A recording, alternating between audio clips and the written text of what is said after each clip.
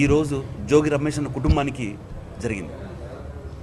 ఆ దేవుని దయ వల్ల రమేష్ అన్న చేసిన మంచి పనుల వల్ల ఈరోజు ఆ కుటుంబానికి ఏం కాలేదు.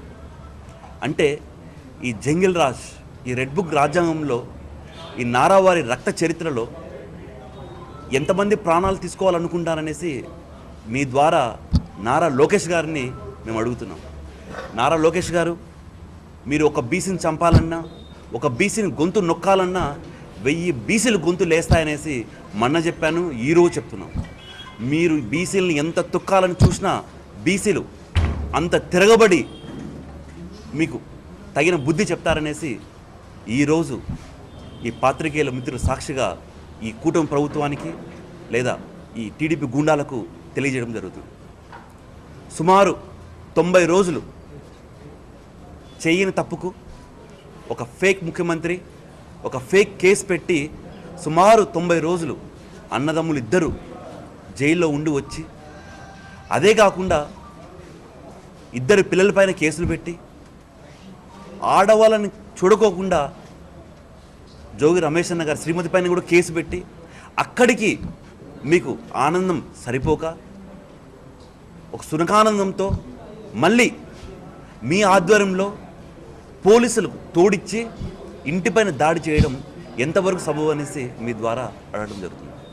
మీరు ఎన్ని ఇబ్బందులు పెట్టినా, ఎంత భయపడిచ్చినా ఈ బీసీ ప్రతి గుండా వైఎస్ జగన్మోహన్ రెడ్డి గారికి ఇవ్వడం కోసం ఎప్పుడు ఎదురు చూస్తూనే ఉంటుంది.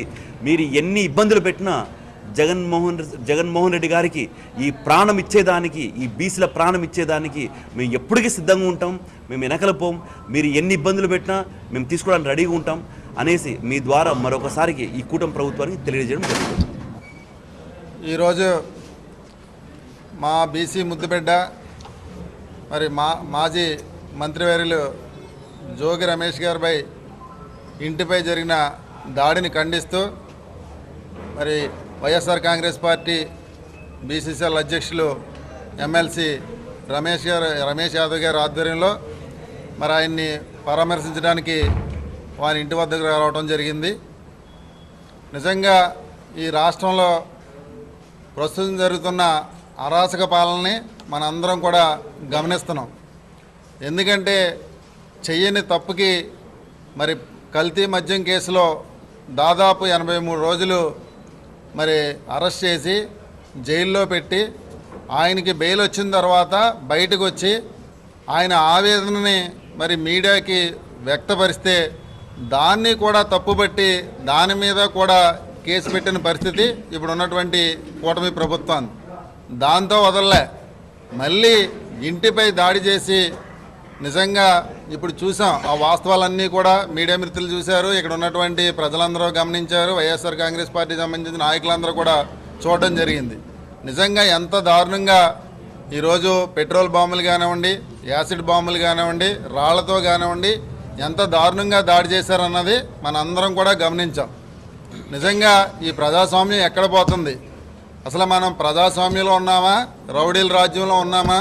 మరి ఈ కూటమి ప్రభుత్వం అన్నది ఒకసారి ఈ రాష్ట్రంలో ఉన్నటువంటి ప్రజలందరూ కూడా దయచేసి గమనించాలని కూడా చెప్తున్నాం. ఎందుకంటే వాస్తవానికి ఎన్నికలు రాకముందు అనేకమైనటువంటి దొంగ హామీలు ఇచ్చి వాటిలన్నింటినీ కూడా కప్పిపుచ్చుకోవడం కోసం ఈరోజు మొట్టమొదటి రాగానే వాళ్ళ ప్రభుత్వం అధికారంలో రాగానే మొట్టమొదటి నింద ఏదైతే మన ఆంధ్రప్రదేశ్లో చాలా ప్రతిష్టాత్మకంగా అందరూ కూడా ఆరాధించే దైవమైనటువంటి తిరుపతి వెంకన్న స్వామి మీద, ఆ లడ్డు మీద కూడా కల్తీ జరిగిందని చెప్పేసి వీళ్ళు ప్రసారం చేయడం జరిగింది. దాన్ని కేంద్ర బలగాలు కానివ్వండి, కేంద్రం ఇచ్చినటువంటి కమిటీలు కానివ్వండి, లేకపోతే మనకి సుప్రీంకోర్టు ఇచ్చిన మరి తీర్పు కానివ్వండి, ఈరోజు ఎక్కడా కూడా చిన్న కల్తీ జరగలేదని చెప్పేసి వాళ్ళు మరి అక్కడి నుంచి మనకి అది ఆన్సర్ రాగానే వీళ్ళు ఏం చేశారంటే ప్రతి నియోజకవర్గంలో కూడా ఖచ్చితంగా ఇది కల్తీ జరిగిందని చెప్పేసి మరి ఫ్లెక్స్లు వేయడం జరిగింది.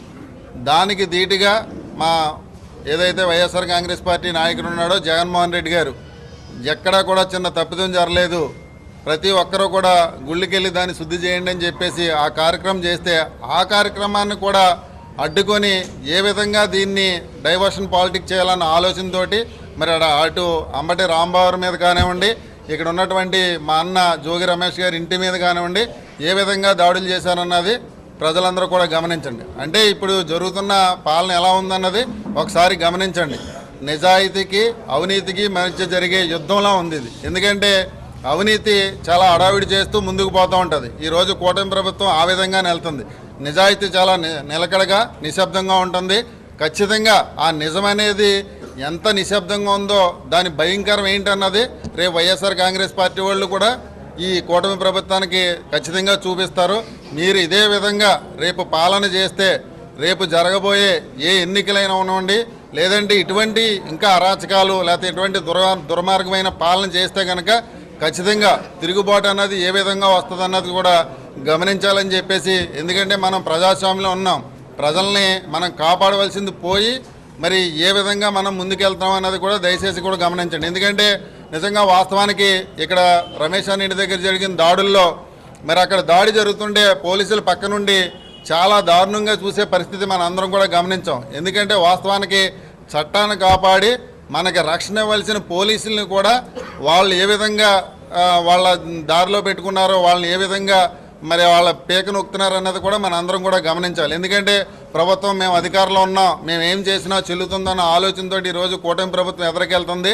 రేపు రాబోయే రోజుల్లో ఇదే విధమైనటువంటి అరాచక పాలన కొనసాగితే మరి ఈ రాష్ట్రంలో రేపు రాబోయే రోజుల్లో మీకు ఏ విధంగా ఉంటుందన్నది కూడా దయచేసి కూటమి ప్రభుత్వానికి సంబంధించిన నాయకులు కానీ ఇప్పుడు ఏదైతే ఇక్కడికి వచ్చి మరి ఏ విధంగా దాడి చేశారో వాళ్ళు కానీ దయచేసి మీరు అందరూ కూడా గమనించాలని చెప్పి తెలియజేస్తూ, మరి రేపు ఏదైతే మా నాయకుడు బీసీ నాయకుడు జోగి రమేష్ గారు ఉన్నారో ఆయన మీద ఇటువంటి దాడికి మళ్ళీ పాల్పడాలని చూస్తే కనుక యావత్తు మన రాష్ట్రంలో ఉన్నటువంటి బీసీ నాయకులందరూ కూడా అటు పార్టీలకు అతీతంగానే రేపొద్దుట ఆయనకి అండగా ఉంటామని చెప్పేసి కూడా ఈ సందర్భంగా తెలియజేస్తూ, ఇటువంటి దాడులను దయచేసి ఇప్పుడు ఎవరైతే సీఎంగా ఉన్నారో డిప్యూటీ సీఎం కానీ వీళ్ళందరూ కూడా ఒకసారి గమనించి మీరు ఇదే పద్ధతి ఇదే ధోరణిలో పోతే రేపు రాబోయే రోజుల్లో ఏం జరుగుతుందన్నది దయచేసి గమనించాలని చెప్పేసి కూడా ఈ సందర్భంగా తెలియజేస్తూ, మరి జోగి రమేష్ అన్నకి మరి అండగా నిలబడడానికి